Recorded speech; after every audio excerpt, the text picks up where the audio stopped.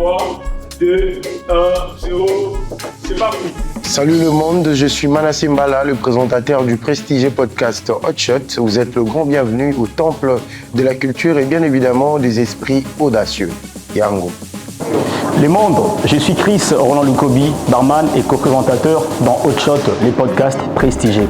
Vous êtes le grand bienvenu dans Malamu. Messieurs et dames, nous allons faire un long voyage et nous allons écrire l'histoire ensemble. Bienvenue dans Hot Shot, les podcasts prestigieux et bienvenue à Malamu. You welcome. Bienvenue dans Hot Shot, le rendez-vous des étoiles. Et comme vous le savez, ensemble, nous allons faire un grand voyage dans l'univers de l'expertise, de la sagesse et bien évidemment du succès dans toutes ses nuances. Et comme d'habitude, je suis accompagné d'une personne de qualité, Roland Lukobi, le boss du bar. Ça va mon gars?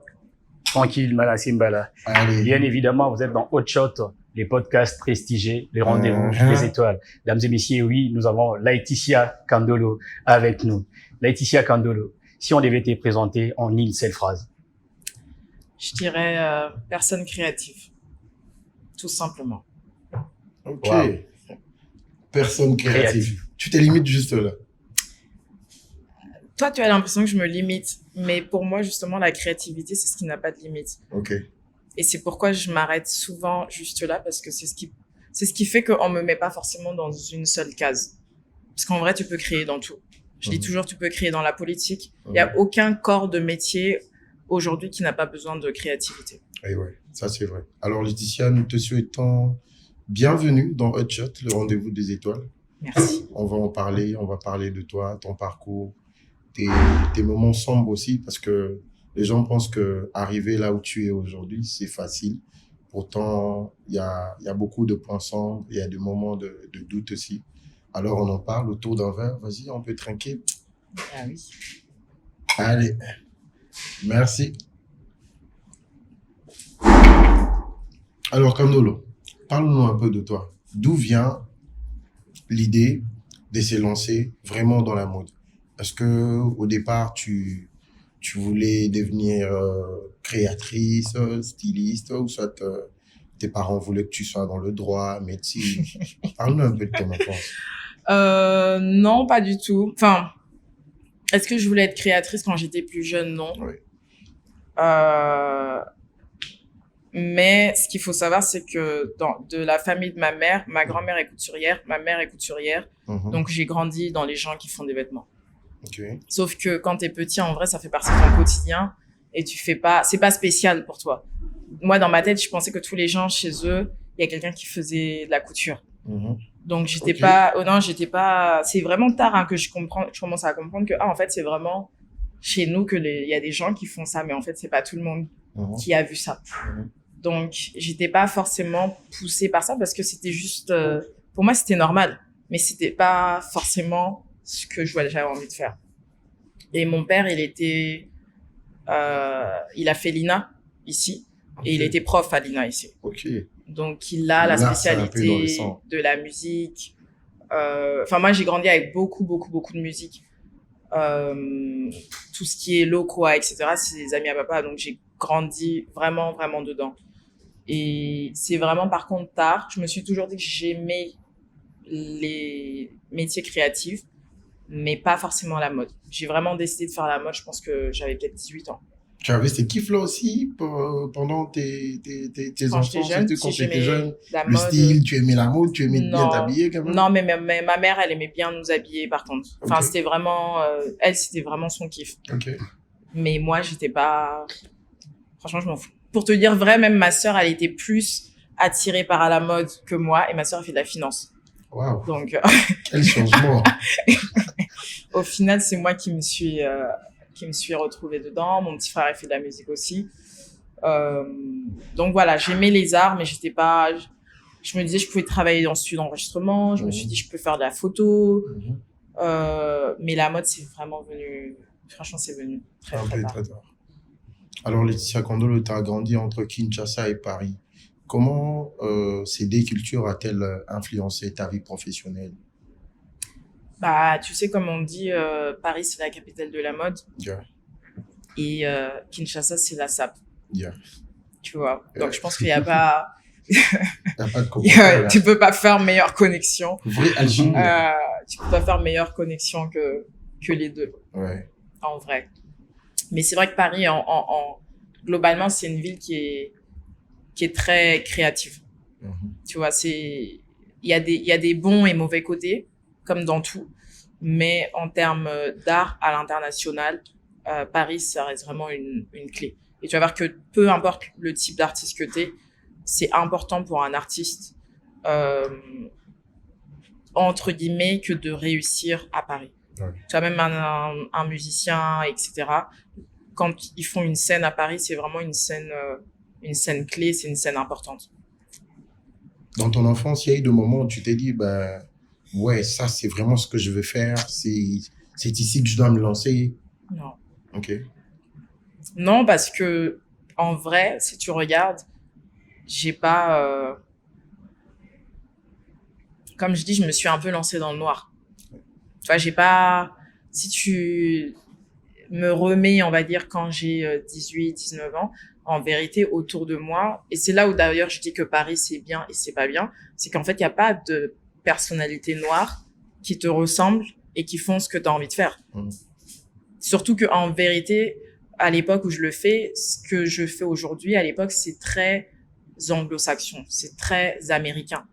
Et même encore aujourd'hui, en France, il n'y en a pas beaucoup. Ouais. Tu vois, il n'y a pas beaucoup d'artistes qui ont un directeur artistique visuel. Ils vont avoir un directeur artistique pour aller en studio avec eux, mais il n'y en a pas beaucoup qui ont une vraie équipe stratégique pour t'accompagner dans ton image au quotidien. Aujourd'hui, c'est un peu différent parce qu'il y a les réseaux sociaux, etc. Mais à l'époque, ça n'existe pas. Donc, quand tu dis aux gens, c'est-à-dire que toi-même, t'as envie d'expliquer un truc que tu as envie de faire, mais comme ça n'existe pas, tu sais même pas ce que c'est. Ouais. Tu vois, tu dis, ah, mais moi, j'aimerais bien travailler dans la mode et la musique, mais si on te demande qu'est-ce que tu veux faire, tu sais pas. Parce que tu sais même pas que ça existe. Donc, en vérité, t'avances, mais tu sais même pas. C'est-à-dire que tu avances, mais tu sais même pas vers quoi tu sais pas vers quoi tu vas. Ouais. T'es juste en mode, j'aime bien la mode, j'aime bien la musique, j'aime bien Et la mode, j'aime bien la me musique. lancer, en fait, Mais qu'est-ce que tu cherchais ta niche, Ouais, en fait. tu cherchais ma niche jusqu'à ce que je tombe. Du coup, dans ma tête, je pensais que je voulais faire de l'événementiel et de la com. Donc, c'est dans ça que, au préalable, je me dirige. Sauf que arrivé dans ça, bah, en fait, je fais un stage dans une boîte de com et nous, on produit des fashion shows. Et là, en fait, je rencontre des stylistes. Et c'est des stylistes qui viennent de partout. D'Australie, des États-Unis, mais plein de stylistes. Et à chaque fois que j'en rencontre un, il me dit, toi, en fait, tu devrais être styliste. Sachant qu'en vérité, moi, ce que j'avais, c'est que moi, j'étais du côté communication. Et en fait, j'avais des marques dont moi, je m'occupais. C'est-à-dire que tu viens dans mon bureau et moi, je te dis, j'ai telle marque. Tu peux habiller, on te présente les marques qu'on a, les collections, etc. Et moi, du coup, je recevais les stylistes. Et là, ils me disent, mais en fait, à chaque fois, on me dit, mais en fait, tu devrais grave être styliste. Et parmi eux, il y en aura 2 qui m'ont demandé, qui vont me proposer de travailler avec eux. Donc, je finis mon stage et en fait, je bascule maintenant de l'autre côté. Et là, je commence à travailler, je commence à faire du stylisme, mais dans la presse. Donc, tout ce qui est magazine. On sent vraiment que Laetitia, tu as un parcours. Alors, quel est ton premier souvenir lié à la mode? Très bonne question. Franchement, je sais pas. Je pense que... Non, je sais pas, tu sais pourquoi? Je pense vraiment... Je sais pas si t'as un souvenir dans la mode. Et puis moi, j'ai pas le discours de je mettais les chaussures de ma mère ou je prenais les sacs. Franchement, si je te dis ça, vraiment, je te mens. Donc, mais je pense que c'est un lifestyle. Tu vois, c'est pas, pour moi, la mode, ça se contente pas juste au niveau des vêtements. Tu vois, c'est vrai que quand j'étais plus jeune, oui, je regardais les défilés, sur des photos, tu regardes dans des magazines. J'aimais beaucoup les magazines, moi, à l'époque. Mais, je pense que c'est vraiment à partir même des magazines que je commence à réaliser qu'il y a peut-être un métier, il y a peut-être des gens, tu vois, qui travaillent derrière. Mais j'ai pas de vrais, de souvenirs phares. Sur ces, il y a des noms aussi, c'est là qui t'ont inspiré.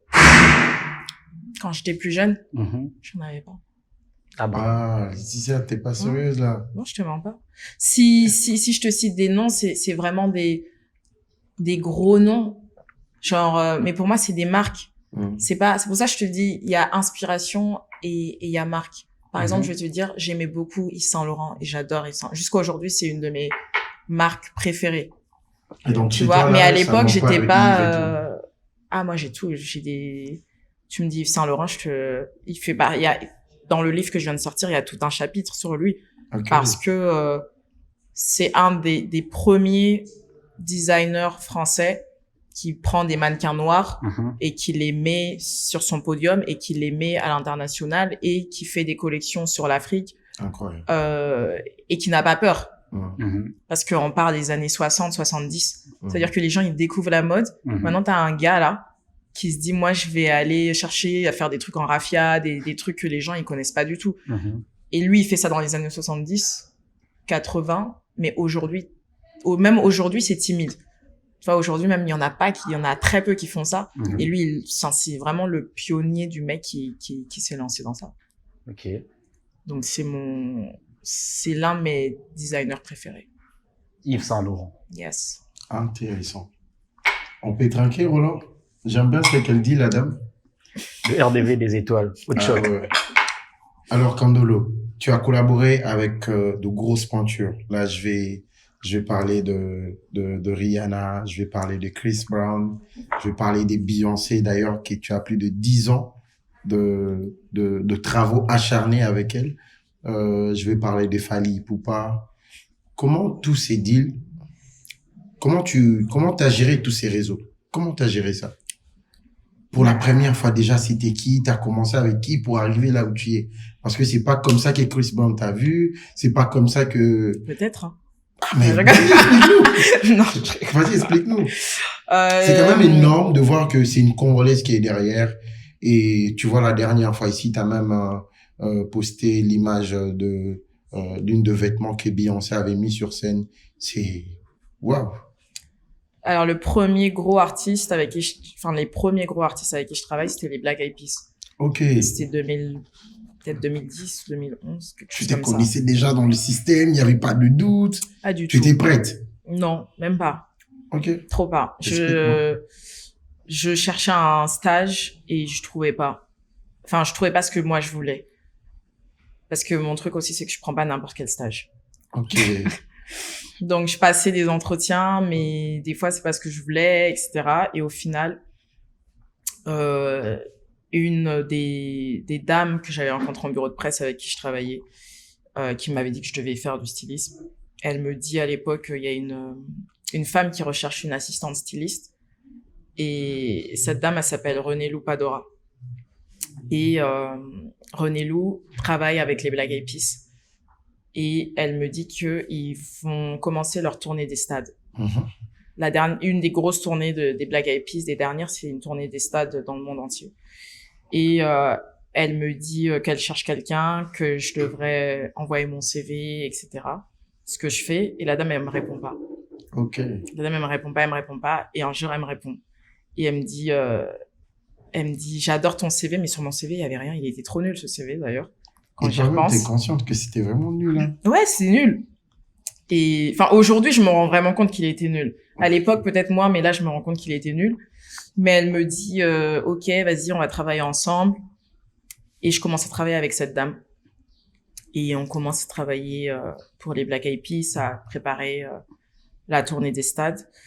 Et cette même dame, 2-3 ans plus tard, j'ai retravaillé avec elle. Mais là, j'ai travaillé 3 ans parce que elle avait changé d'artiste et elle travaillait pour Kanye West. Ok. Et en fait, elle m'avait rappelé, elle m'a dit, j'ai besoin de toi pour que tu travailles avec moi sur un truc. Et j'étais là pour quelques jours et je suis restée 3 ans. On t'appelle, elle te dit que là, on va travailler avec Kanye West. Ouais. Qu'est-ce que tu as ressenti? J'étais contente. Mais en vérité, quand elle m'appelle, c'est vrai que j'avais déjà fait beaucoup d'artistes. Enfin, c'est vrai que oui, j'avais déjà fait, entre les Black Eyed Peas et Kanye, il s'était quand même passé beaucoup de choses. Oui, okay. J'avais déjà travaillé avec Kanye sur la tournée Watch the Throne. Donc j'avais fait le Kanye, j'avais fait du Jay-Z, j'avais fait, je pense que j'avais déjà fait du Rihanna, Énorme. j'avais déjà fait du Madonna, j'avais déjà fait plein d'artistes entre les deux. Donc, Donc c'était normal. quand j'arrive maintenant pour toi. un Kanye, Oui. bah oui. Mais c'est vrai qu'entre temps aussi, ce qui s'est passé, c'est que bah j'ai commencé à travailler avec une agence. Moi aujourd'hui, ça c'est aussi ce que les gens là où ils se rendent pas compte, mais en fait un styliste c'est signé comme n'importe quel artiste dans une agence. Ouais. Au même titre que tu signes un styliste un artiste dans un label, bah les stylistes on est signés dans des agences. T'étais dans quel état d'esprit quand on parle de Kenny, à sachant son style vestimentaire, c'est un peu compliqué. C'était quoi ton état d'esprit? Ouais. Bah tu sais qu'il est compliqué, mais en fait le truc c'est que la plupart des artistes avec qui tu travailles sont compliqués. Tu vois, et c'est pourquoi je dis quand j'arrive au niveau de Kanye, je pense même qu'avant j'ai déjà fait du Beyoncé. Tu connais le niveau d'exigence. Tu sais dans quoi tu vois, tu sais un peu dans quoi tu t'embarques.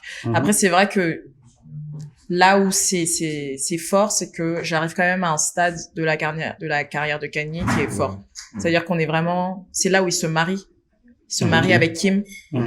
Il a ses collaborations, il signe avec Adidas, on signe avec APC. Enfin, c'est-à-dire que c'est vraiment genre le pic de la carrière de Kanye où il a tous les gros contrats. Ouais. Quand on entre dans un univers aussi exigeant, alors quelle est la compétence ou l'attitude qui fait la différence? La discipline.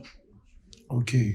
Si t'es pas discipliné avec toi-même, c'est-à-dire que t'es dans un truc où personne va rien te dire. Comme je dis, on me réveille pas pour me réveiller, on me réveille pas le matin, ça veut dire que tu dois t'auto-gérer toi-même. Okay. Et ça veut dire que si t'as pas cette discipline avec toi-même, bah, c'est mort. Tu vois, en fait, si t'as pas la discipline avec toi-même, bah, on va juste te remplacer par quelqu'un d'autre. Okay. Qui est plus discipliné que toi. Qui sera plus discipliné que toi, en fait.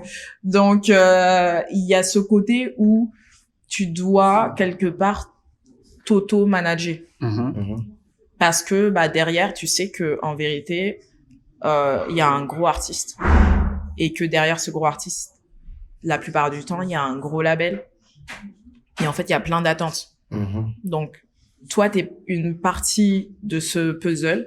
Mais en fait, si toi, tu fais pas ton travail, bah, ça a des conséquences sur tout le reste.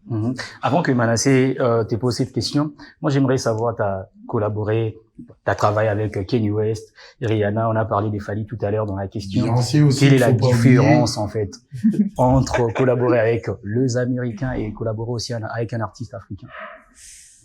Le travail, il est pas le même. Parce que les Américains, comme je dis, ils sont nés dans le show. Tu vois, quand je travaille sur une structure comme un Kanye ou une Beyoncé, c'est une structure où tu as 300 personnes qui travaillent pour une personne. Tu vois. Et c'est de tâche par tâche. Et c'est des tâches par tâche. Mais s'il y en a un qui n'est pas bon, ça a des répercussions sur les autres 300 personnes. Tu vois. Quand tu es sur un artiste africain aujourd'hui, en termes de structure, ils ont pas la même structure. Ils ont pas le même nombre de personnes, ils ont pas le même, j'ai pas envie de te dire, ils ont pas le même niveau d'exigence, parce que je pense que ça diffère, mais les attentes, elles sont pas, les challenges, ils sont pas aussi gros. Okay. Tu vois, l'argent n'est pas le même. C'est pas du tout les mêmes montants. J'allais arriver là, le cachet. Non, c'est pas la même chose. Aussi. Après, moi, de toi à moi, mon cachet, je pars sur le fait que je suis Laetitia Kandolo ici, je suis Laetitia Kandolo dehors. Tu vois, dépend donc, pas de profil. Quand c'est peut-être Manasseh, ok, bon, c'est Manasseh, je vais peut-être aller à 5 000 €. Quand c'est Kanye West, ok, mon cachet, il a 1 million. Ouais. Non, pas forcément. On va dire que j'ai une base et ça doit rentrer dedans parce que, comme je dis, que je sois ici ou que je sois là-bas, après, moi, je fais le même travail. Tu vois, et si tu m'appelles, c'est que tu cherches quelque chose que moi, je peux te donner. Donc, tu dois être prêt. Si t'es pas prêt, ça veut dire que, artistiquement parlant aussi, t'es pas prêt. Tu vois, et ça, je le dis même avec les gens qui travaillent avec moi, c'est que c'est important même dans l'industrie artistique, de ne jamais se brader. Parce que quand toi, tu baisses ton prix, ça veut dire que tu remets en question tous les autres derrière toi. Ouais. Tu vois, et c'est comme ça même que on casse l'industrie de la musique, des arts, etc. Parce que t'as des gens qui vont accepter de faire leur travail. Je dis vraiment n'importe quoi, hein. La personne va accepter de faire le même travail que moi pour $50. Mais en fait, ça vaut pas ça. Ça aussi, ça dérange l'industrie là. C'est pas faux, hein. Tu sais, même avec le réalisateur, ils ont toujours l'habitude de le dire. Tu viens chez HB, il te parle de $5,000. Oui. Mais tu vas chez un gars comme Roland, exemple. Roland te dit, bah écoute, moi je te fais les clips à $500. Tu vois? Donc, tu tues le game. C'est ça. C'est que en même temps, ça c'est vraiment un truc important, mais dans les industries créatives, faut savoir que ouais, il y a de la concurrence, mais en fait c'est de la bonne concurrence. Oui. Ça veut dire qu'à un moment, les gars, il faut qu'on soit raccord que on fait rien en dessous de 10 000. Oui. Et ça veut dire que tout le monde sait que pour faire un clip, il faut un minimum de $10,000. Mais s'il y en a un qui accepte de faire le clip à 5 000, bah il a cassé tout le truc, il a cassé toute la chaîne. Tu es dans les affaires. Tu es dans la partie créative qui demande beaucoup. Là, on est conscient. Comment toi tu fais pour comprendre que oui, il y a un client qui peut pas être aussi d'accord avec tes tarifs. Tu viens à un client tu sais qu'il y a un client, il y a des clients qui viennent et te disent, bah écoute, j'aime ce que tu fais, mais il te propose parce que toi, tu as l'habitude d'avoir sur tes cachets et tout. Comment tu gères ça? Tu vas lui chasser, tu vas mal lui répondre pour lui dire, ah, au lieu, il n'est pas là pour un Non, mais après, je pense que dans tous les cas, dans tous les cas, je reste une personne polie. Yeah. Tu vois, ça change pas. Mais c'est comme dans tout. Tu vas vers une entreprise, tu nous demandes un devis, on te sort un devis. Après, on peut essayer de faire des ajustements, mais on va dire que à partir d'un seuil, t'auras pas le résultat escompté. Et moi, c'est ce que je dis. Ok. Je dis que en fait, bon, ok, ça, ok. c'est ça en fait, c'est tout. C'est simple. Donc, tu me payes mon cachet comme il se doit. Bah, écoute, je fais si on paye moins, oui. Bah, ça veut dire que on doit faire moins. Ok. Laetitia, peux-tu nous raconter une anecdote de coulisses lors d'une collaboration avec Instar International? Bah, j'en ai plein. Hein. Vas-y, Vas-y, raconte. Raconte. Avec Chris Brown. Fally notamment. Moi, j'imagine qu'elle est avec Ye, Kanye West. Elle n'avait pas eu... Qui a pas eu quoi? Non, comme genre, quoi? Une anecdote dans les coulisses. Dis-nous. Bah, Parce qu'il est un peu compliqué. En voyant les mais pourquoi comme il est ça. compliqué? Regarde, En quoi il est compliqué? À un moment, il réfléchit. Je sais pas, mais à un moment, on se pose des questions. C'est bâtard, il sort d'où pour faire ça? Mais il vous fait de la bonne musique ou pas? Il nous ramène sa femme, elle est à moitié nue. À moitié nue. Et il sait qu'elle lance ça, là, ça va leur choquer, ils aiment Les ça. vêtements gros. Non, mais il est très... En tout cas, quand tu travailles avec lui, Mhm. c'est quelqu'un qui est archi créatif et qui aime bien... En fait, il aime bien ses gens. Oui. Tu vois, c'est vraiment le genre de personne où tu travailles avec lui et à un moment, lui-même, il va être, ah, franchement, vous voulez tous manger. Lui-même, il va dire, attendez, je vais commander à manger pour tout le monde. Il va gérer tout seul. Mhm. Il a absolument besoin que tout soit Carré. au-delà de carré, que les énergies, elles communiquent entre elles. Donc, tu vois, par exemple, quand il fait de la musique, il l'a fait en même temps qu'il fait de la mode. C'est-à-dire que dans le même espace-là, il va faire installer son studio d'enregistrement. Ok. Il a besoin que les stylistes il travaille. C'est-à-dire qu'en même temps, il crée les vêtements, en même temps, il crée la musique, en Wow. même temps, il reçoit les gens. Ok. Et tout se passe exactement dans la même pièce. Incroyable. C'est pas genre, là-bas, c'est là où les stylistes travaillent, c'est une autre pièce. Quand il va enregistrer sa musique, à Kitina Studio, il enregistre. Non. Donc, tout ce qu'il voit tout autour de lui, Ouais. ça Ça veut dire que l'inspire. quand il arrive, si on arrive par exemple à Paris, dans son appart, on déménage tout le salon. Il y a une partie du salon qui est son studio. Si là, tout de suite, il a envie de créer, il faut qu'il puisse s'asseoir et qu'il puisse créer maintenant. Si Wow. ça vient maintenant, ça doit venir maintenant. Wow. Au même titre que si c'est les vêtements, derrière lui, là, seulement derrière lui, il a toute l'équipe créa au niveau des vêtements qui est en train de créer. Donc, s'il a une idée là, tout de suite, Sur le champ. c'est sur le champ. Et ça, c'est que des trucs comme ça. Après, tu sais, c'est vrai que ça fait peur, hein, le côté, parce que c'est vrai qu'il est très instantané. Donc, ça veut dire que c'est quelqu'un, il peut monter sur scène et monter sur scène, il va dire, bah, là, en fait, je veux le t-shirt avec le drapeau américain. Mais le t-shirt avec le drapeau américain, il est là-bas. là-bas. Peut-être même il est dans la valise, mais tu vas aller courir, tu vas aller chercher le t-shirt. Ok. Et peut-être que il va pas monter sur scène tant qu'il y aura pas le t-shirt. Et parle-nous de l'anecdote avec Fally. La première fois que tu collabores La première avec lui. fois. C'était comment? Qui a fait le pont? Qui a fait quoi? Qui a fait le pont? Soit on t'a appelé direct Carnolo. C'est ton profil qu'on veut. Fally, le premier album où on a failli travailler ensemble, mais on l'a pas fait, c'est Arsenal de Belle Mélodie. À l'époque? Ouais. Oh, Carnolo. Et on s'est vu en studio et on a parlé. Et finalement, on n'a rien fait. Ok. Et ensuite, quand il veut sortir Tokos, le premier, son manager, il m'appelle et il me dit, là, je pense que c'est un projet pour toi. Ok. Et ils m'ont donné, à l'époque, il m'a donné, il m'a dit, on veut faire tel cover. On sait pas. Et il m'a dit, choisis, ils m'ont dit, choisis. T'as fait le cover, madame? La cover de Tokos, ouais. Ok. Avec le manteau et tout, c'est ça, non? Il a un chapeau rose Ouais. avec, Ouais. Et c'est marrant parce que... C'était toi. Ouais, Oh. c'était moi. En tout cas, ça, on doit t'inquiéter, hein. Exactement. Ah, tu mérites. C'était un très beau Non, boulot. c'était moi. Franchement. Félicitations. C'était moi. Et puis, à l'époque, en fait, ils m'ont envoyé plein de propositions. Le manager, Mhm. il m'a dit, choisis Mhm. avec qui tu veux travailler. Et j'ai choisi une personne. Et c'est marrant que ce soit cette photo de cover parce que il m'avait dit, il m'avait dit, mais Laetitia, c'est du rose. Pourquoi tu veux que je mette, t'es sûre de ce que tu es en train de faire et tout. Ok, c'est lui-même l'artiste qui te disait ça. Ouais, et je lui ai dit, non, je suis sûre, tu vas Ok. voir. Et moi-même, j'étais persuadée qu'il allait choisir une autre photo. Oui. Parce que du coup, il y avait plusieurs photos. Il n'était pas habillé pareil sur Tu toutes as les photos. proposé plusieurs tenues. Et au final, c'est ce look qui est passé en cover. Waouh. Franchement, ça, Ça, c'est c'était bien fort. réfléchi, très Mhm. fort. Non, mais Laetitia, explique-nous un peu. As-tu déjà connu un moment de panique ou d'imprévu énorme sur un projet et comment tu l'as géré? J'en ai tout le temps. Ok. J'en ai tout le temps. Et je pense que même je pense qu'en matière de panique, j'ai envie de te dire, il y a rien que je n'ai pas vécu. J'ai vécu on annule les concerts le jour même. J'ai vécu du Beyoncé, il pleut, on sait pas si elle va faire le concert, mais les gens ils sont déjà dans le stade. Ok.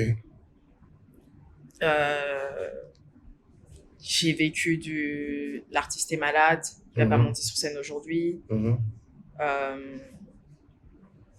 J'ai vécu les costumes sont bloqués dans une autre ville, il faut un hélicoptère, les costumes n'arrivent jamais. T'es sérieuse là? Yeah. Et qu'est-ce que t'as fait après? Qu'est-ce que j'ai fait après? On fait venir un couturier, ça marche pas. On fait venir des habits d'autre part, ça marche pas. Et on se fait virer. Oh là, tu t'es fait virer. Ouais. Ah, je reviens maintenant sur le fait d'être viré. Tu vois, là C'est maintenant. pour ça que je te dis, j'ai tout eu. Je connais, c'est-à-dire que j'ai eu tous les trucs de toutes sortes de cas de figure, toutes Wow. sortes de moments de panique. Je connais Yeah. tous. Et comment tu as géré ça? Tu imagines que tu t'es fait virer, tu as raté un deal, tu as goûté au goût de l'échec. Bah, c'est dur, hein. Explique-nous. Tu étais dans quel état Tu d'esprit étais dans ce quel moment? état? Ah, mais Il j'étais faudra archi les mal réfléchir. parce que, en plus de ça, moi, j'aime pas perdre. Mhm. Ok. Je pense que c'est même la seule fois, hein, Mhm. vraiment où Tu es je me dis, découragé. et en plus, j'étais jeune. Je pense qu'aujourd'hui, si tu me dis, si entre guillemets, je perds un client là, Mhm. aujourd'hui, je m'en fous. Ok. Si tu veux partir, si tu pars, tu pars. Mhm. Parce que je sais que j'ai assez sur mon CV Mhm. pour en perdre un. C'est-à-dire que perdre un ne va pas me faire perdre tout ce que j'ai construit aujourd'hui. Mais à l'époque, je pense que je devais avoir genre 19, 20 ans. Ça veut dire que... Ne nous pousse pas de Tu parler crois de ton que- âge, hein. Oh, Après tout ce qui est accompli, hein. ah Ça bah, va. j'ai rien à cacher, mais Vas-y. à l'époque, c'est dur parce que t'as jamais eu ça. Donc tu te dis, Exactement. ça veut dire que là, genre, ça se peut qu'on va plus jamais m'appeler. Il se peut enfin, tu te poses beaucoup de questions. Donc franchement, ça m'a pris du temps. Mhm. Ça t'a servi même de leçon. Il faudra bien le dire. Ah ouais, hein. Ah oui, non, ça te sert de leçon. Et c'est pourquoi même d'ailleurs, je pense pas que ce soit que à cause de ça, mais tout à l'heure, on en parlait avec Manasseh et je lui disais, moi, aujourd'hui, si tu me fais rentrer dans un projet, si pour moi, la faisabilité, elle est pas OK, je te dirais non. Ok. C'est-à-dire que je vais même te dire, ne me donne pas ton argent parce que je vais pas le prendre. Parce que tu me fais rentrer dans un truc où ça va se retourner contre moi et à la fin, tu vas me dire que moi, parce que j'ai pris l'argent, je suis obligée de te délivrer quelque chose. Et là, c'est comme si j'étais donne de porte d'entrée pour me manquer du respect. Donc, aujourd'hui, quand je sais que c'est pas OK, le timing n'est pas bon, que c'est trop risqué, je le fais pas. Alors moi, j'aimerais savoir, entre tous tes projets internationaux, lequel t'a plus transformé sur le plan humain? Celui avec Kanye parce que c'est le projet. En vrai, j'ai jamais eu le même artiste aussi longtemps. Et c'est le projet sur lequel j'ai tout vu. C'est-à-dire que j'ai vu comment est-ce qu'on développe un artiste sur différents niveaux. J'ai vu comment est-ce qu'on construit une collection. Ça, parce que moi, je faisais des recherches. Des fois, je devais faire des recherches d'images, je devais faire des recherches d'archives. Donc, comment construire une collection, comment tu bâtis un artiste au niveau de la musique, comment tu arrives même à faire le pont entre la musique et la mode. Parce que tu sais, à l'époque, c'est là où il allait il faisait beaucoup de Fashion Week, tout ce qui était collaboration avec les marques qui l'habillaient, etc. Et du coup, t'es vraiment entre les marques et lui. Et pour moi, c'est le projet le plus complet, en tout cas, que j'ai eu. Ok. C'est fort. C'est fort. Tu sais que à un moment, tu te rends compte que, j'avance. Bien que l'âge aussi avance avec sa vélocité, mais tu te rends compte qu'en 1 an, en 2 ans, tu as accompli beaucoup de choses. Ouais. Et comment tu gères ça avec ta propre vie personnelle? Quand est-ce que tu profites de la vie? Bah, des fois, t'as des moments, on dirait pas comme ça, mais c'est vrai que des fois, t'as des moments où t'as des moments de blanc. T'as des moments de blanc. Après, aujourd'hui, c'est différent. À l'époque, quand j'avais les moments de blanc, j'avais l'impression que j'avais plus de taf. Ok. Donc en fait, t'es tellement habitué, entre guillemets, à être sur les routes, actif. Sur les machins, partir là, partir là-bas, et même mes parents. C'est-à-dire que des fois, ma mère, elle va me dire, mais il y a plus de travail. Okay. Alors qu'en vrai, bah, t'as tellement travaillé, peut-être pendant 2-3 mois que, bah, à un moment, oui, ça, à un moment, t'as une coupure. Mais en vérité, c'est normal. Et à l'époque, pour moi, c'était compliqué. J'avais l'impression qu'il allait plus rien se passer. Alors qu'aujourd'hui, les moments comme ça, moi-même, je me les construis.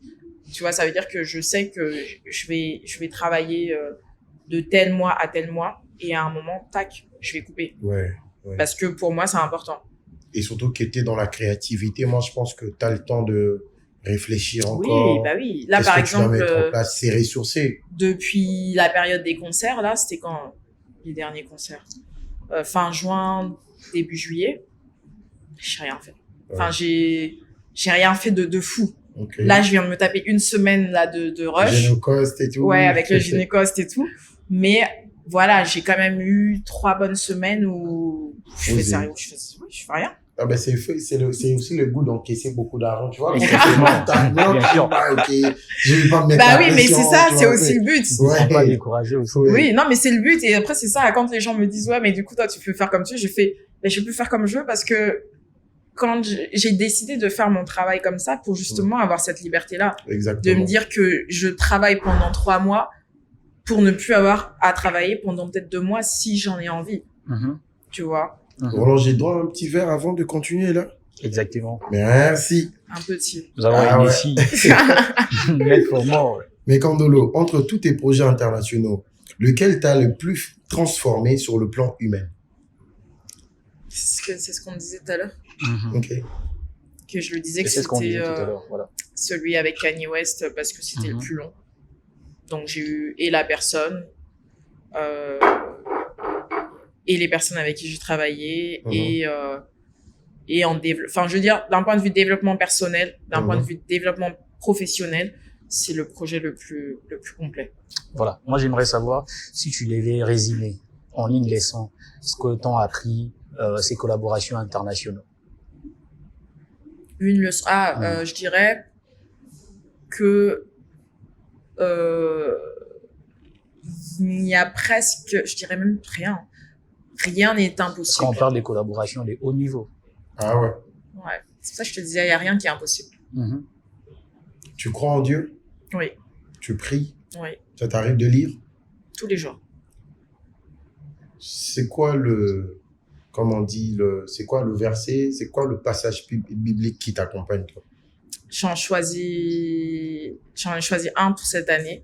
Et c'est d'ailleurs, quand c'est la première page que t'as quand tu ouvres mon livre, Oui. qui est le Jérémie 33:3, Oui. qui dit que, pour résumer, mais que, invoque-moi et je te montrerai des choses que tu n'as jamais toi-même imaginées. Alors, vu qu'on parle maintenant de ton profil entrepreneurial et tout, parlons un peu de 360 à la mode. Alors, pourquoi l'idée de créer ces livres et le lancement officiel s'est fait? Tu es Hakim. Bah, c'est pourquoi je te parle de ce verset. Ok. Parce que j'avais pas prévu d'écrire le livre. Ok.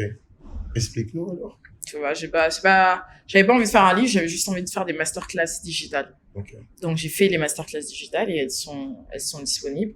Mais, l'idée, c'était que chaque masterclass devait être accompagnée d'un résumé écrit. Mhm. Sauf qu'en fait, plus on avançait dans le processus, bah, en fait, je me suis rendu compte que si on rassemblait le tout, bah, on tenait quelque chose de beaucoup plus complet. Ouais. Et je me suis dit, bah, en vérité, tu peux faire un livre et l'utiliser même comme manuel sur tes masterclass. Moi, j'aime bien avoir des traces écrites. Donc, généralement, même si je regarde une masterclass ou je vais voir, je vais toujours écrire. Donc, je me suis dit... c'est beaucoup plus lire. Tu apprends beaucoup plus quand tu lis ou ça quand tu regardes? Tout. Ok. Pour moi, il n'y a pas de limite. Comme je dis, moi, je suis une éponge.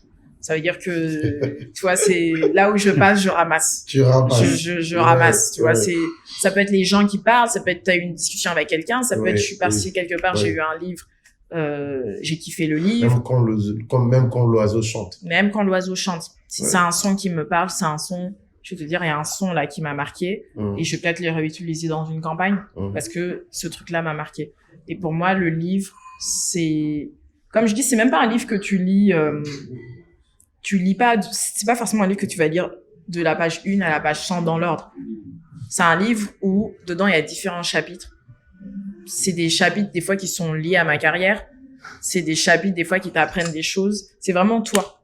C'est-à-dire que dedans, par exemple, il y a un chapitre par exemple, sur comment est-ce que, on construit les vestiaires de tournée. Si tu veux comprendre ce que je fais sur les tournées, bah, tu vas dans ce chapitre, tu regardes.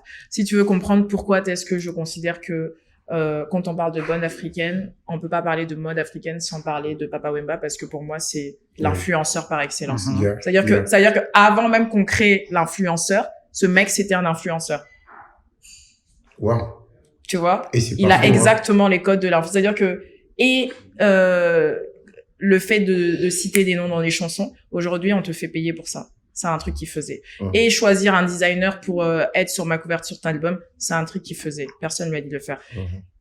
Si tu veux comprendre ça, tu vas dans ce chapitre-là, tu t'assois. Donc, tu vois, les trucs sont pas forcément liés entre eux, mais à la fin, tu te rends compte que ça, dans la mode africaine, c'est important. Ça, dans la musique, avoir un directeur artistique pour construire tes tournées, machin, etc., c'est important. Si tu veux aussi comprendre, un peu comme la discussion qu'on vient d'avoir, pourquoi est-ce que je fais ce que je fais et comment est-ce que je l'ai fait, et bah tu vas dans les premiers chapitres et là je parle vraiment beaucoup de moi, tu vois. Mais pour moi c'est vraiment juste le concentré de tout ce que j'ai fait jusqu'à aujourd'hui.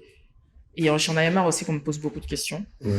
Donc non mais c'est énorme, hein. Donc pour moi tout est dedans. Tu nous as révélé un point qu'on n'a peut-être jamais vu. Ignoré. Mais l'effet d'expliquer que Papa Wemba, c'était vraiment influenceur. C'était un influenceur de fou. Et c'est quand il est décédé que tu te rends compte, parce que de la même manière qu'aujourd'hui, je dis n'importe quoi. Aujourd'hui, je vais pas prendre Kanye parce qu'il a la controverse, mais tu prends une Rihanna. Aujourd'hui, si elle décède, Dior va la célébrer. Oui. C'est la même manière que quand Papa Wemba, il est décédé. Yoshi Weston Yamamoto. l'a précédé, Yoshi, Yamamoto. tu vois. Mhm. Et c'est vraiment le truc. Pour moi, c'est vraiment l'artiste congolais qui avait vraiment Mhm. tout compris. Ouais.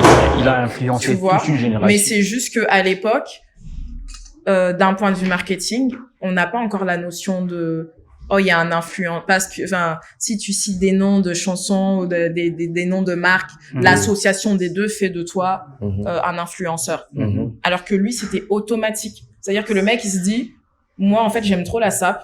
Ça veut dire que je vais me servir de ça pour l'emmener dans la musique ça veut dire que quand je sors un album, je viens avec un mouvement. Chaque album de Papa Wemba a un mouvement. On va te dire, ah là, tous les gens, ils sont habillés en Siemiyeke. Voilà pourquoi. Il va aller te chercher la pièce. C'est-à-dire que t'as le travail que le styliste fait aujourd'hui. Il va aller te chercher la meilleure des pièces d'Isemiyake pour ta cover d'album. Ok. T'es le seule personne qui l'apporte. Et ça, tu l'as bien étudié. Oui. Bien. Tu vois. Et c'est pour dire aussi que des fois, dans la mode, ça c'est le 4e gros chapitre du livre, mais on a tendance à dire que la mode africaine est en retard sur plein de trucs. Et tu le verras, si tu regardes dans le livre, tu vas voir que il y a beaucoup de choses que je remets en question. Le système éducatif, on n'a pas assez de formation. Le système industriel n'existe pas. Il y a plein de choses, mais on a eu aussi des apports. Sauf que en fait, les apports, on n'a pas su maximiser ces trucs-là. Tu vois, à l'époque, lui, il est en train de faire son son, mais il n'a pas de support. C'est-à-dire qu'il n'a pas de label. Il n'a pas de label. Il n'a pas de label. Oui. Personne le finance. Oui. C'est-à-dire qu'en fait, tout sort de sa poche. Oui. Il veut faire un concert. C'est des gens qui financent. C'est privé. Il y a des gens qui vont mettre de l'argent dessus, machin, Oui. etc. Mais ça reste entre nous. Il n'y a pas de structure. Et l'idée, justement, c'est que, et c'est pourquoi même le chapitre de la mode en Afrique, il est en dernier. Parce que avant, je t'explique comment le monde de la mode et la musique fonctionne. Ouais. Tu vois, je t'explique qu'il faut ça, il faut ci, il faut ça. Et maintenant, quand tu arrives sur le chapitre en Afrique, tu comprends que, en fait, tous les autres trucs là, on n'a pas ça. Donc, à la fin de la journée, on peut se plaindre comme on veut. Mais en fait, il y a beaucoup de choses qu'on n'a pas. Et tant qu'on n'a pas compris ce qu'on n'a pas, on n'aura toujours pas. Voilà pourquoi tu organises même le masterclass pour expliquer tout ça. Alors, Kinshasa, vous qui nous suivez de partout, je vous recommande ces livres parce qu'il est très important aujourd'hui d'apprendre le métier. C'est bien de dire que je suis styliste, Exactement. je vais investir dans la mode, je vais être manager d'artiste, mais comment tu vends l'image de l'artiste? Parce que là, dans ton livre, il y a des devises que tu as même mentionnées. Tu parles de comment diriger, comment innover et la création. Vraiment, c'est trop fort. Et surtout, ce que moi j'aime à Nassimba, là, c'est l'effet d'écrire. Parce qu'on a toujours l'habitude, surtout chez nous les Congolais, Oui. c'est la tradition orale. Mais toi, tu as choisi la voie d'écrire, en fait, d'écriture. En tout cas, félicitations pour ça. Alors, vu que tu es dans le podcast Prestigé, le rendez-vous des étoiles, où pouvons-nous en procurer ces livres? Où pouvons-nous trouver ça ici à Kinshasa? Parce qu'il y aura d'autres personnes qui vont aussi se poser la même question. C'est ceux qu'on est. Je vais leur dire de rester connectés sur mes réseaux parce que l'idée c'est justement de l'amener physiquement ici. Ok. Pour l'instant, physique. Ouais, pour l'avoir vraiment accessible de manière physique et directe. Parce que là, c'est vrai qu'on est beaucoup en ligne, mais voilà, on va en tout cas en ramener un stock. Non, mais à c'est Kinshasa. important, tu dois le faire. Tu sais qu'il y a une communauté qui te suit aujourd'hui à Kina. Tu vois. Moi, hier, j'ai dit à une copine que, écoute, je vais tourner avec Laetitia Condola. Ah, ok, tu vas tourner avec elle. Ah, d'ailleurs, ça sera quelque chose de bien. J'ai vu ce qu'elle fait dans le réseau. Ah ouais. Donc, je pense que tu as quand même intérêt de partager ces connaissances ici avec tous ces jeunes femmes qui veulent s'investir dans la mode, ils veulent devenir aussi comme toi. En parlant de Ushiwa, c'est ça? Ushawi. Ushawi, qui signifie magie en swahili. Alors, c'est une marque que tu as lancée depuis 2015. D'où vient l'idée de lancer la marque à Kinshasa? Et pourquoi Kinshasa déjà? Parce que c'est chez moi. On n'est jamais mieux servi que chez soi-même. Donc, j'ai pas le choix. Ouais. Mais je pense que c'est un challenge aussi. Enfin, en tout cas, à l'époque, c'était un challenge perso et t'as envie de savoir ce qui est possible de faire ou pas à Kinshasa. Tu vois. Il y a plein d'institutions qui ont encore du mal avec le fait qu'on puisse créer des choses en Afrique. Et bah, moi, j'avais envie de m'essayer. Ok. T'aimes bien les aventures, tu t'es dit, bah, écoute, cette fois-ci, je vais lancer ça aujourd'hui, chez nous. moins, mais à l'époque, ouais, j'aimais bien. Je sais pas si je le referais aujourd'hui. Ah, aujourd'hui, t'as vu les aventures? Non, mais aujourd'hui, à l'époque, je réfléchissais moins. Aujourd'hui, je réfléchis plus. Mais non, c'est un beau challenge. C'est un beau challenge et je pense que c'est important aussi de pouvoir montrer au reste du monde que on peut créer en Afrique et l'amener ailleurs dans le monde. Loin même de nos frontières. Et ça, c'est pas faux. J'avais une question, ça vraiment, j'avais écrit ça. Alors, explique-moi, Laetitia Kandolo, la production éthique et locale, c'est ton ADN ou quel a été le plus grand défi pour y parvenir? Bah, la main-d'œuvre. C'est dur aujourd'hui d'avoir la main-d'œuvre qualifiée et aussi exigeante que toi ici. Je pense que c'est d'ailleurs le point le plus en tout cas le point sur lequel les gens reviennent beaucoup quand ils ont envie de produire en Afrique, c'est la main-d'œuvre. Ouais. Ok. Ouais. Et alors, surtout que Roland, excuse-moi, voilà. on a un problème on a un grand problème dans l'industrie. C'est que on n'a pas de structure solide pour la production. Parce que moi, je me dis, de personnes comme Titia Kandolo, pourquoi ne pas s'occuper de la mode?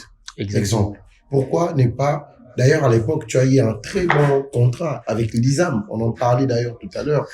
Pourquoi ne pas continuer sur cette direction? Pourtant, moi, je me dis, avoir un Titia Kandolo qui gère les étudiantes et les étudiants à l'université USAM, en tout cas, on est quand même en sécurité. On s'est dit que en 5 ans, on peut avoir plus de 20, 30 Titia Kandolo au Baotikin. Tu vois, Énergie, c'est ma famille. Un gars qui vient du Bandal, mais aujourd'hui, il fait tourner le monde. Pourquoi vous n'avez pas vraiment vous n'êtes pas allé plus loin dans la collaboration avec l'ISAM? Je dirais que c'était peut-être pas le moment. Tu penses? Ouais. Mais t'inquiète, ça va venir. Ça va revenir. Peut-être pas avec l'ISAM, mais enfin, on va dire que ce que tu cherches, va revenir au moment opportun. Mais je pense que c'était juste pas le moment. T'as vraiment ces soucis-là aussi de partager ton expertise avec les jeunes femmes, les jeunes étudiants. Bien sûr. Sinon même là, je serais pas allée sur les masterclass, je sais pas aller parce que l'objectif de ça, c'est vrai qu'on est sur du digital, il y a le livre, mais l'idée c'est aussi d'aller vers les gens. Enfin, c'est aussi d'y aller physiquement. Tu vois, c'est dur aujourd'hui de juste déposer un livre et tu penses que tout le monde va le lire. Ça va pas se passer comme ça. Ça veut dire que tu es obligé d'aller vers les personnes et toi-même d'alimenter tout ça. Enfin, d'alimenter en tout cas la formation. Bien que ce n'est pas facile, déjà, tu auras toujours besoin de partenaires. Parce que, ouais, c'est Laetitia Kandolo. Je peux pas faire une masterclass comme ça sans pour autant avoir de marque. Bah oui. Ah oui. Qu'est-ce que tu aimerais que les gens comprennent le mieux à propos de Made in Congo? Que j'aimerais qu'ils comprennent? Mieux à propos de Made in Congo. Bah, je pense que c'est dans les deux sens. J'aimerais que les gens qui produisent se rendent compte qu'ils peuvent faire des choses qui peuvent aller loin. Parce que je pense qu'il y a deux problèmes. Il y a les gens qui sont ici qui ne pensent pas qu'ils sont capables de faire quelque chose de grand. Et ensuite, bah, de l'autre côté, forcément, en face, si toi t'as pas confiance en toi, tu peux pas convaincre la personne en face de consommer du Made in Congo. Tu vois, c'est vraiment un effet miroir. Comme on dit, on a ce qu'on donne. Mais si vous donnez pas, bah, en face, personne va venir acheter. Tu vois, et je pense que souvent, on a l'habitude de blâmer les autres, de dire, ils achètent pas, ils font pas ça, mais en fait, c'est pas ça. C'est que toi, qu'est-ce que tu lui as offert? Ouais. Et moi, mon problème, c'est que nous, ici, on se remet pas assez en question de ce côté. Tu vois, on se demande pas qu'est-ce qu'il faut qu'on fasse, qu'est-ce qu'on ne fait pas.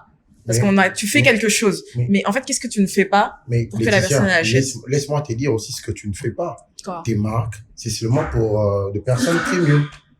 Ça veut dire, une fille de Njili ne peut pas avoir même de petits, comment je peux dire? Après ça, et ça, c'est important et c'est pourquoi c'est important d'étudier la mode pour comprendre pourquoi est-ce que Laetitia Candolo, elle peut pas faire ça. Et je ne le ferai pas. De toutes les manières. C'est-à-dire que même si tu me demandes, je te le dis jusqu'à je ne ferai pas. Et je vais te dire pourquoi. Parce que, et là, clairement, là, c'est technique. Les marques qui font ça, ce sont des marques qui vendent en volume. Et c'est pourquoi même tout à l'heure, quand on parlait en privé, je te dis, moi, je travaille avec des entités, des grosses entités, et pas forcément des particuliers. Même quand je travaille, par exemple, avec un Beyoncé, etc., c'est pas Beyoncé qui me paye. C'est la structure de Beyoncé. Vous avez travaillé aussi avec de labels indépendants? Je travaille avec des labels. C'est le label qui va me payer. C'est-à-dire que je travaille avec Youssoupha. On a une relation, lui et moi. Mais c'est pas Youssoupha qui sort l'argent de sa poche pour me payer. Vous avez eu à collaborer avec Universal Music Africa? Oui. Et ça a été quoi le plus grand défi? Les artistes. Ok. C'est les artistes. Il faut... c'est le marché même, j'ai envie de te dire. Travailler, moi j'ai fait Universal Music Group et Universal Music Africa, c'est pas la même chose. Tu vois, tu peux pas dupliquer ce que tu fais en France et arriver à Abidjan et faire la même chose. Mais il y a des gens qui adaptent le même système aussi. Ils se disent, c'est pas possible. Tu vas pas faire d'argent alors. Ok. Sauf que si tu fais pas d'argent, tu développes pas l'artiste. Ah ouais. Si tu développes pas l'artiste n'est pas content. L'artiste s'en va. Est-ce que la musique et la mode s'influencent mutuellement dans ton travail? Oui. Explique-nous. C'est la même chose. C'est la même chose. C'est la même chose. C'est comme si tu fais la même chose dans deux langues différentes. Tu vois, c'est simplement de la créativité. Il y en a une qui a des paroles et il y en a une qui a des images. Mais les deux se combinent. Se combinent. T'aimes bien la musique aussi, hein? Tu vis dans ça chaque jour. Bah oui. Tu peux nous citer 5 noms sur ta playlist Spotify? 5 noms que tu écoutes en rotation. C'est juste 5 artistes. Non, j'ai pas de rotation. Mais je mais peux regarder. Vas-y, va voir un peu. Non, Et c'est matin qui tu as écouté? Déjà, j'ai vraiment des milliers de morceaux. Ok. Souvent, les gens, ils font des blind tests avec mes playlists. Ah bon? Parce qu'il y a vraiment... Ok. Tiens, je vais te laisser regarder si tu veux. Comme ça, tu peux défiler. Voilà. Tu peux choisir. Ouais. Alors, moi, j'aimerais rajouter, quels sont ces artistes où, jusqu'à présent, tu rêverais peut-être collaborer avec eux? J'en ai plus. T'es sérieuse? Ouais, ils sont morts, je pense. Sûr de toi? Ah non. Je te jure. Déjà, en passant, t'as une bonne playlist, hein. Il y a MHD, il y a STM, il y a Papa Wemba, il y a Gradure. C'est bon. T'es trop classique, toi. Pour ton âge. Ah ouais. Quand t'as parlé, ils sont morts. Là, tu fais allusion à Papa Wemba. Papa Wemba. Michael Jackson. Michael Jackson. Grand Calais. Dit le système. Parce qu'on a encore des légendes telles que Koffi Olomide. J'ai déjà fait. Ok. Alors j'aimerais savoir comment ça a été la collaboration avec Koffi Olomide. Essaye de nous expliquer. Bien. Il y a une petite anecdote. Non, bien, il était grave content. Il était archi méga content. Il m'a même envoyé un message le lendemain. Il m'a dit merci beaucoup. Merci beaucoup pour ce que t'as fait. Il était super ouvert, en tout cas avec moi. Et puis en tout cas il m'a fait confiance. Oui.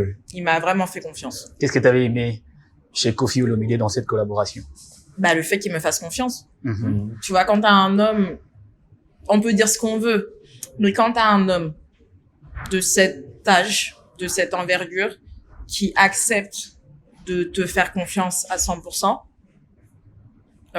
c'est pas donné à tous. Ok. Tu vois, Laetitia, vraiment, toujours en parlant de Koffi Olomide, je pense que ça fait quand même débat sur la toile. Il y a des chroniqueurs qui n'arrivent pas à comprendre qui il est. Et toi, tu es quelqu'un qui vit vraiment avec les artistes. Tu es au milieu de la mode. Tu es dans le show business au vrai sens du mot. Qu'est-ce que Koffi Olomide représente pour la culture congolaise, notamment la culture africaine?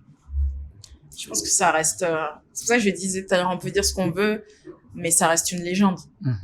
Au jour d'aujourd'hui, sur les artistes vivants congolais, malgré toutes sortes de polémiques qu'il peut avoir, y a personne qui a un répertoire comme le sien. Tu vois. Après, pour moi, il est très mal exploité. Mais en vrai, ce mec, il a même plus besoin de faire de musique. Ah ouais, là, c'est vrai. Donc, c'est-à-dire que à ce moment, il doit rester chez lui. Oui, c'est-à-dire qu'il a plus, pour moi, Koffi, aujourd'hui, n'a plus besoin de sortir de nouveaux titres. Oui. Parce que le catalogue qu'il a, c'est énorme. Il est énorme C'est et énorme. En vérité, c'est-à-dire qu'il pourrait tourner avec ce catalogue-là. Oui. Sans pression.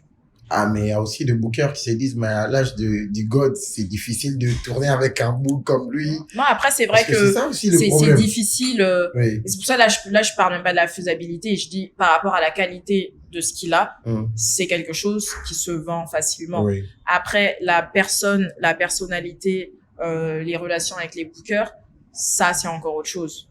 Tu vois. Mais si je m'arrête sur sa musique, bah, clairement, il n'y a pas deux fois Koffi Olomide et clairement, il n'y en aura pas un deuxième. Oui.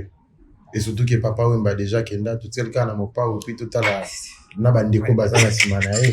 On ne pas faire du polémique comme les autres, tu vois un peu. Mais après quand tu regardes ton parcours, qu'est-ce qui te rend le plus fier aujourd'hui, Laetitia Kandolo? Moi, je suis très exigeante avec moi-même. Hein. OK. Donc je suis pas je me réveille pas un matin où je dis je suis super fière de moi. Ça m'arrive très très très rarement. Mais aujourd'hui, là à l'instant T, en vue de tout ce qui se passe et en vue de tout ce que je suis en train de développer, je te dirais le fait que j'ai quand même accompli quelque chose qui est marqué. Oui. Tu vois, ça veut dire que et même quand j'ai toujours dit, mon travail doit parler avant mon nom. Oui. Oui. Et aujourd'hui, si les gens parlent de moi, c'est pas parce qu'ils me connaissent. Non. Parce que je parle pas, je sais pas chaque matin que je parle aux gens et je vais m'asseoir. Non. Mais c'est mon travail qui a fait que je sois Laetitia Kandolo. Oui. Et ça, pour moi, c'est super important. Parce que c'est ce qui fait que tu arrives, comme on dit en anglais, à délivrer un legacy, comme un héritage. Tu sais que tu as laissé quelque chose de considérable. Oui, ça c'est important. Et voilà pourquoi Roland même le disait ici. Tu sais pourquoi nous on a créé le podcast? Parce qu'on se disait, j'ai eu beaucoup de maquis avec Fadi. Donc, une fois Maloukou, il m'a dit, mais man, tu comprends pas que la plupart des personnes qui ont marqué le temps au Congo, c'est des personnes qui n'écrivent pas. On n'a pas de repères. En fait, le problème des jeunes Congolais, c'est faute de repères. Exactement. On n'a pas de gens qu'on doit suivre. Et ça, on a Eric Mandala. Mais Eric Mandala, le roi a le pété. Le roi a commenté. Moi, il y a un défi, Eric Mandala, ça a pour moi, c'est et voir qu'aujourd'hui, à ton âge, tu comprends quand même que, ouais, tu peux vivre aussi à l'étranger, hein. Tu vas être bien, tu t'étapes tes budgets bien, tu as tes bons cachets, tu as déjà trinqué avec Youssoufa, Fanny, et tous ces noms-là qu'on doit citer. Tu vois. Moi, j'ai d'ailleurs une question sur ça, Manassimbala. Laetitia Kandolo, aujourd'hui, quel conseil donnerais-tu à un jeune créatif congolais qui rêve de devenir un grand à l'international? Ouais. Bah, il faut lire mon livre. Hein. Tu vois. Faut lire le livre, mon gars. S'il a peut-être, il n'a pas les possibilités de laisser procurer ton livre. Tu sais, je vais te dire un truc, hein. Et c'est pourquoi tout à l'heure je te disais que l'impossible n'existe pas. Parce que aujourd'hui, tu vas me dire, moi je dis toujours, il faut investir en soi. Aujourd'hui, un jeune Congolais va me dire qu'il a pas d'argent pour acheter le livre. Le même jeune Congolais, tu vas le trouver en train de boire la bière. Donc, si tu économises... En fait, c'est ça. C'est-à-dire qu'à un moment, dans la vie, comme je dis, c'est pour ça que tout à l'heure, je te disais, tu n'as rien si tu ne donnes rien. C'est-à-dire que moi, là où je suis, personne n'est venu me chercher chez moi. Et encore aujourd'hui, personne ne vient me chercher chez moi. Tu vois, moi, quand je veux un truc, si demain je te dis que j'ai envie de travailler avec telle marque, la marque peut me dire non. Je vais te dire, OK, tu as dit non aujourd'hui. Je vais te montrer que dans 2-3 ans, tu vas dire oui. OK. Et à la fin, tu vas dire oui. Ça veut dire que si toi, tu n'as pas la volonté, et c'est là où, d'ailleurs, on fait la différence quand on choisit des gens avec qui travailler. C'est-à-dire que tu vas avoir des profils, tu vas avoir plein de profils. Là, si tu veux entrer dans la sphère là dont on te parle, si tu n'arrives même pas à acheter un livre, c'est-à-dire que tu n'es même pas fait pour cette sphère. Parce que ce que ça va te demander après, c'est pas un livre qu'on va te demander. Ça va te dépasser toi-même. Et c'est sur des petites choses comme ça qu'on voit, est-ce que cette personne-là est prête ou pas? Tu veux être un artiste signé en label, est-ce que tu arrives même à investir en toi-même? Avant qu'on investisse sur toi? Et ben, en fait, c'est sur toi-même que tu dois investir d'abord. Ah ouais. Ça, c'est fort. Très fort. Voilà. Je reviens un peu là. Dans 5 ans, comment tu vois la structure La Madrina et Ushio? Comment tu le vois dans 5 ans? To be honest, peut-être que Ushawi n'existera plus. Et peut-être même que La Madrina n'existera plus. Mais tu le sauras peut-être, dans les semaines qui suivent. Ah, là, ça fait peur, hein. Non. Voir Laetitia changer le casquette, changer le formule. Non, je change pas, je changerai jamais de casquette. Mes objectifs, ils resteront toujours les mêmes. Mais peut-être que je le ferai de manière différente. En parlant de l'échec aussi, quelle est la plus grande erreur que tu as faite dans ta carrière et celle qui t'a appris? Je crois que c'est celle dont on a parlé tout à l'heure. Oui. C'était Bruno Mars en plus, l'artiste. Waouh. Ok. Ouais. C'était Bruno Mars qui faisait la nouvelle star, je crois. Enfin, il devait venir chanter. Ok. Et ça n'a pas marché? Non. Il est monté sur le plateau avec ses habits. Oh, là, tu étais choqué. Bruno Mars n'a pas mis mes vêtements. Ça fait mal, hein? En tout cas, c'était pas mes vêtements, c'est des costumes qui avaient été faits pour lui. Mais en fait, à la fin, c'est triste parce que lui, il avait une vision. Et en fait, quand t'as un artiste comme ça, ton travail, c'est de mettre en action la vision que l'artiste a pour lui. Donc, c'est là où ça devient compliqué parce que lui, il avait sa vision et il est monté sur scène, c'était pas sa vision, tu vois. Mais après, c'était pas de ma faute aussi, en vrai. Roland, moi, j'ai des questions piquantes ici, mais je te laisse d'abord avant de... Si tu pouvais revivre un moment précis de ton parcours, lequel ce serait?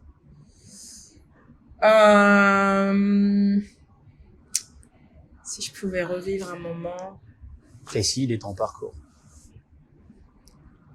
Je dirais...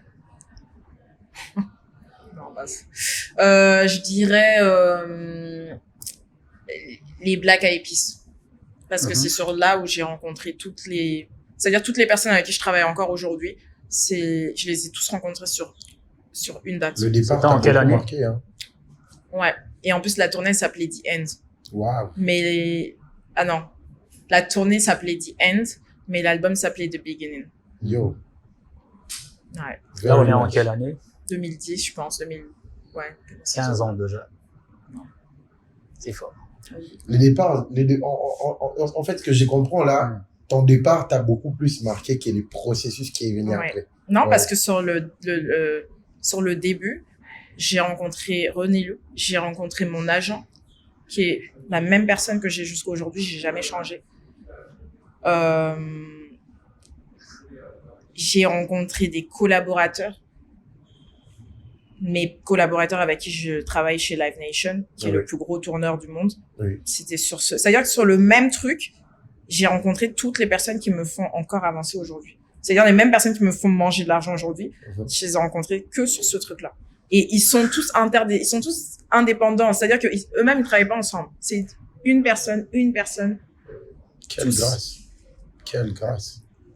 C'est énorme, hein. Ça veut dire que c'est un jour de ta vie qui a tout changé. Ouais. Si j'avais raté, si par exemple, j'avais été malade ce jour-là, ben on serait pas en train de parler. Est-ce que toi, t'aimes tomber malade, toi? Moi, je suis jamais malade. Ça, c'est bien.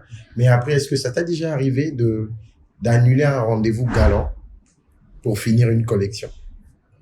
Pas pour finir une collection, mais ça m'arrive. Enfin, ça m'est déjà arrivé. Aujourd'hui, j'ai un autre lifestyle. Donc, aujourd'hui, j'ai plus de temps. Mais à l'époque, il y a énormément de choses que j'ai ratées. Énormément de choses. Pourquoi les femmes qui ont l'air d'une personne accomplie font peur aux hommes pour les approcher? Est-ce que ton profil aujourd'hui, ça crée un peu de problèmes sur ta vie amoureuse? T'as peur? Non, j'ai pas peur, moi. Je vais aider les autres qui me suivent derrière. C'est ça la réalité. Ouais. Est-ce que ton profil aujourd'hui, tu penses que ça fait pas peur aux hommes, là? Ça fait peur, mais en vrai, c'est là où justement tu vois aussi, c'est là où justement tu sais déceler si c'est comment on dit? Un gentleman. Non, si c'est une personne capable. Ok. Bah oui, parce que si déjà je te fais peur alors que j'ai encore rien fait. Ouais. J'ai encore rien fait, ça va être compliqué. Ouais. Parce que, à la fin de la journée, Laetitia Candolo, elle reste Laetitia Candolo. Tu vois, on va dire que je peux plus changer. Ouais. Tu vois, je peux pas, à moins que j'arrête tout. Mhm. Mais je peux pas changer la personne que je suis, tu vois. Mais après, comme je dis, il y a Laetitia Candolo et il y a Laetitia Candolo. Ouais. À la fin Il y de a la deux journée, Laetitia. bah oui, il y a deux Laetitia. Ouais. Et à la fin de la journée, en vrai, je suis une personne, Qui a besoin de l'affection. bah oui, je suis qui une a personne besoin normale. de- En vrai, je suis Ouais. juste une femme, Ouais. comme une femme normale. Mhm. Mais à côté, j'ai eu, je sais pas si, j'ai pas envie de dire chance parce que j'aime pas le mot chance, Ok. mais j'ai eu, je sais pas, le privilège ou je sais pas comment tu vas appeler ça, de porter des grandes choses sur moi. Et je les ai acceptés, ces challenges. Mais je les ai acceptés aussi parce que, c'est des challenges qui, je dis souvent, allez, quand on me les donne à l'époque, je suis aussi consciente que il y a pas d'autre Laetitia Candolo. Enfin, tu vois, ça veut dire que ça n'existe pas. Ouais. C'est-à-dire que soit tu embrasses ce qu'on est en train de te donner et tu le fais jusqu'au bout.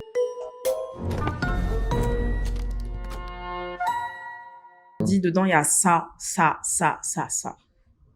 tu prends tout le truc, soit tu le prends pas. Ouais. Mais tu sais aussi que ça, là, c'est archi méga rare. Ouais. Et tu dois choisir. Moi, quand je te dis, il y a plein de trucs que j'ai ratés, mais il y a plein de trucs.